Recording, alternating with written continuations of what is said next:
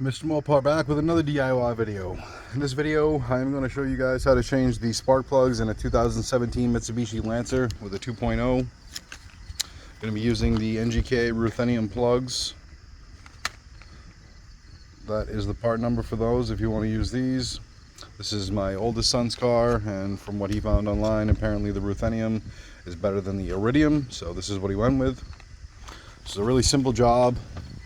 The only thing that you really need is your 5/8 spark plug socket, a 10mm, and we can get to it. So once you pop your hood, you're going to see the top of the valve cover here. These three 10mm bolts are going to pull the cover off the top there, and you'll see where the coils and plugs are under that. So I'm going to go ahead and pull those off, and then we'll get back to it. So get the cover off. There's your 4 coils, also 10mm. Gonna unplug your pigtails first, and then take the 10mm out, pop the coil off, and then we'll pull the plugs out. They're pretty self-explanatory as far as the plugs go by length. I mean, the shortest one's only going to reach the first one, and the longest one's going to obviously be the longest for the last. So just be mindful of which one goes where, but they're pretty self-explanatory based on the length. So I'm going to get those off, and then we'll do the plugs. Also add, in case you're wondering, to get the connection plug pigtail off the coil, you just push down on the tab here, and then they'll pop off, and then the 10mm bolt. There's our old plug. Really not too bad, but that's the NGK ruthenium.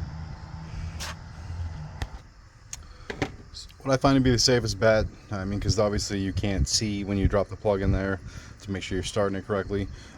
So I'm using an impact. I'm not cranking them in there, but what I do to start them is I just drop the plug in, take my extension with a socket, and just start it by hand. That way you know you're not cross-threading it, and then you can snug it up with your impact, which I'll do that after.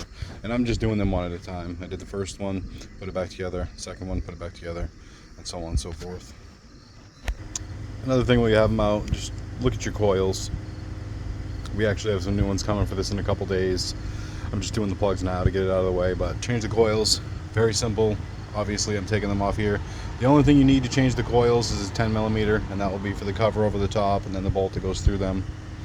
Just inspect them, make sure they're in good shape, no rips, tears in the boot, anything like that. If there is, you're going to want to replace them. Same process with a bolt for the coil. Start it by hand. Make sure you're not cross-threading it, because if you do, you're going to have much more of a headache than you want to deal with. So start those all by hand and then snug them up. So I'm going to finish that, and we'll get back to it.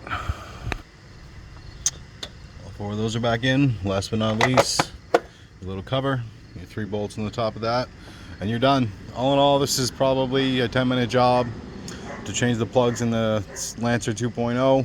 Again, the only tools that you need is a 10mm and a 5/8 spark plug socket.